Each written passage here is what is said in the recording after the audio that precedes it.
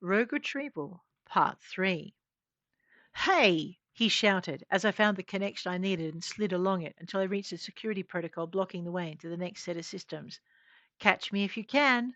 I modified a couple of the tricks I'd seen him use to get into the orbital system and then tickled my way through into Bluebird's private company server. Tens came screaming in after me like all the hounds of hell were on his tail. Of all the irresponsible, stupid, foolhardy, I waited as the tirade slowed and he looked around.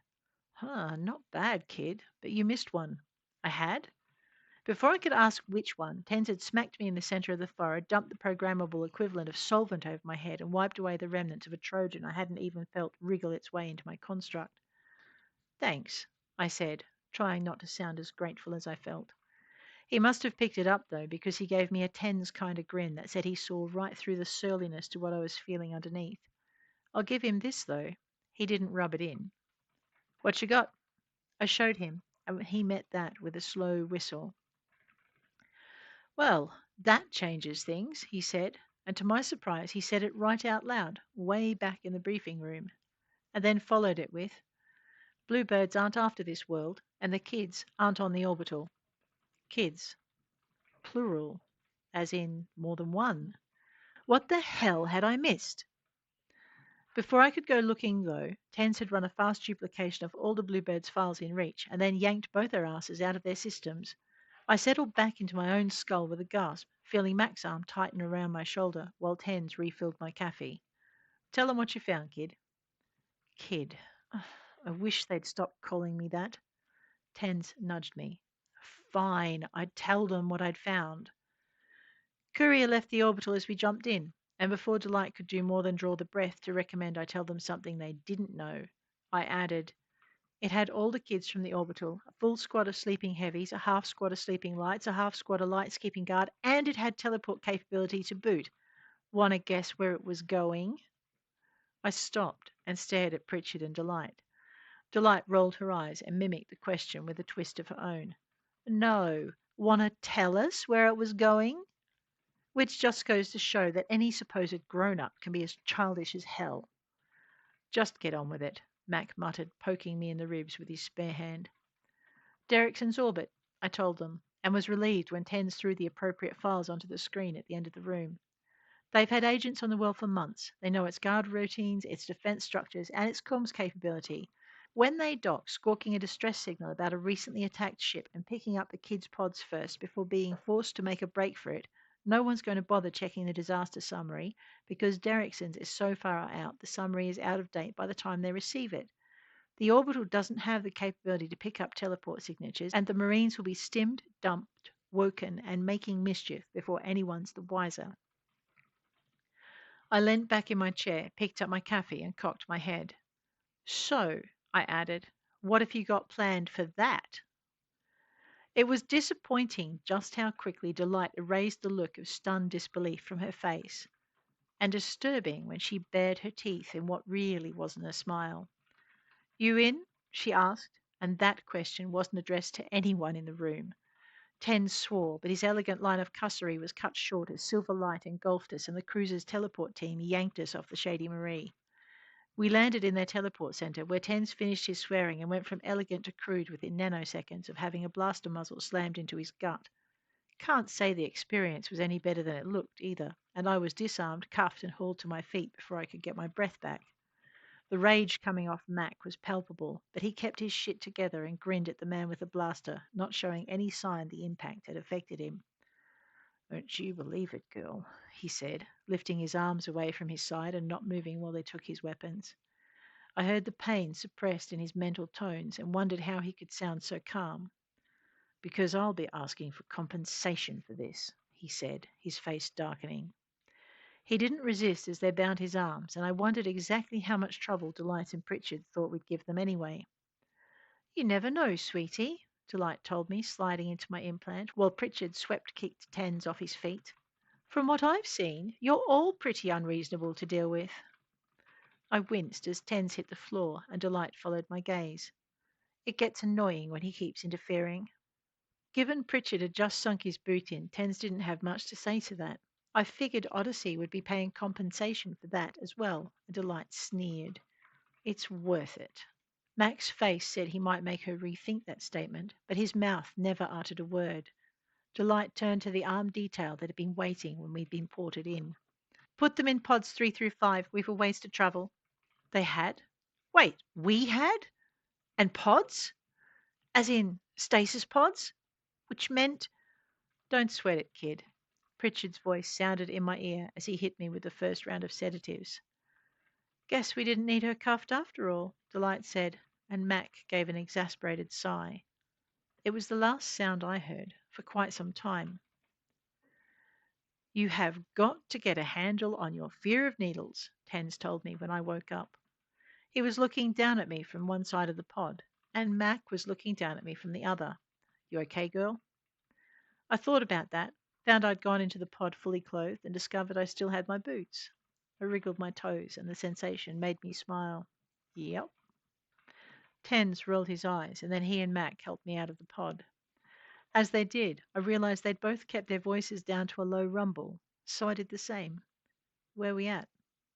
Well, Mac said, Tens and I are going to distract a couple of squads of Marines, and you are going to give these to the 20 or 30 kids they're keeping in this compound. You're also going to need these, Tens added. As he spoke, he sent me the layout of the compound we'd be going into and the floor plan for the building I needed. Trust tends to remember to send me the files for every single damn child stuck in a building full of self-enclosed cubicles. I did a quick study of the faces, trying to glue each to a name, and then I took another look at the building.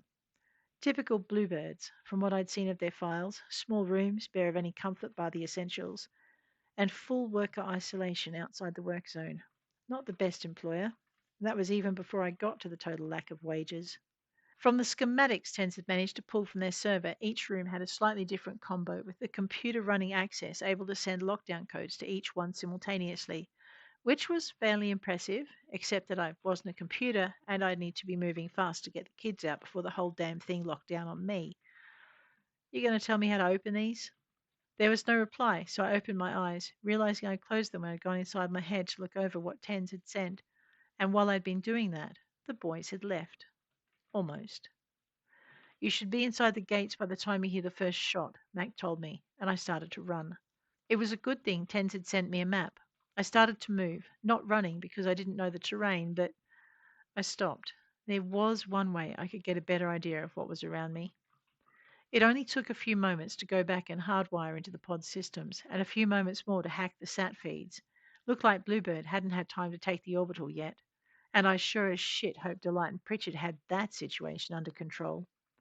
Pulling my mind off that situation, I found the satellite's observation feed, counting my blessings that the damn thing had been in the right orbit to give me what I was looking for, and praying I'd get the time I needed to fix the route I needed to take in my mind. The terrain around me was the usual hard, rocky, hilly shit you'd expect from a mining operation, and I wondered just exactly what they were digging out of it to make it worth the trouble. Not your concern, Mac told me. You want to shift your tail? Shift my. He flashed me a picture of around 20 neatly landed pods and the men rolling out of them in the pre-dawn dark. Oh, hells yes, I did. I bolted for the fence line nearest the building I needed, neutralizing the cameras and cutting myself a hole with a toolkit someone had decided to strap to my belt. Probably should have checked for that before I got to work, but I was glad to find it now. Looked like Odyssey wanted us to succeed after all, Delight and Pritchard's antics aside. What was it with those two, anyway? You there yet? Mac, as impatient as hell as always, and I was glad to have the right response. In. Message sent. I moved into the shadow of the building and trusted he'd stay out of my head long enough for me to do my job. Blueprints showed a door leading into a kitchen. It was right alongside a four-man guard post. This time of day, I could probably expect the kitchen staff to be stirring and the guards considering a shift change. I slid up to the rear wall, trying to decide what I was going to do next.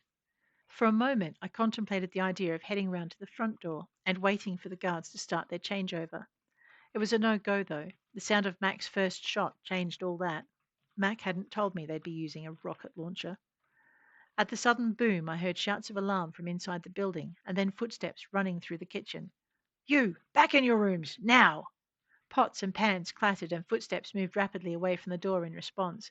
Heavier steps followed, and I wished I could patch into the building's security system so I could see what was going on. Didn't dare. The situation was too fluid for me not to be aware of my surroundings. As if to prove the point, the door slammed open, crashing into the rear wall and making me very glad I wasn't standing right behind it. It was a relief when the four guards rushed past me, making for the sides of the building and the direction of the front gates without checking the shadows. Nice. And then it struck me. We hadn't been going after a Bluebird's facility. We'd been sent to secure someone else's interests. So, if this wasn't already a Bluebird's facility, why was it so similar in design? That was a question that was going to have to wait for later, and I waited for the last guard to disappear from view before I slid past the still open door and into the kitchen beyond. I'd been right about the kitchen staff being up and around and then locked back in their quarters. Completely wrong about the number of guards. They'd left two behind. Both of them looked up when I entered, and then they pushed off the walls they'd been leaning from beside two doors leading deeper into the building. Well, damn. I reached for the blaster I usually carried, but found a glazer instead. I guessed it would have to do, and headed in the direction of the guard on the right while I checked the settings. When I found it only had one, I had to ponder why Delight didn't trust me with anything that wasn't set to stun. I wonder. Which also made me wonder how Matt could be doing whatever he was doing and still be giving me grief. Never you mind. And he was gone, just like that, leaving me to deal with two guards, all by myself. You're a big girl. I'm sure you can handle it. Nice. Thanks, Mac. I shot the guy on the right, then shot him again for good measure. The guy on the left had proven that big guys can also be very nimble on their feet and fast. So very, very fast. I wondered if he was nanned or stimmed or both, but didn't think asking would do me any good. So I ducked under the stun stick he swung at my head and turned my gun to shoot across my body, hoping to hit something that mattered. Oh, yeah. Well, I guess he should have been wearing a guard over those. I pivoted as he pitched forward, and then I shot him in the head just to be sure. There was no telling just how stunned he'd stay from a hit to the ghoulies. The head I could always count on for a couple of hours. He hit the door with a solid thump, and I guessed he'd have a few bruises to think about when he woke up. And he'd more than likely need an ice pack at both ends. The thought made me snicker. Too bad.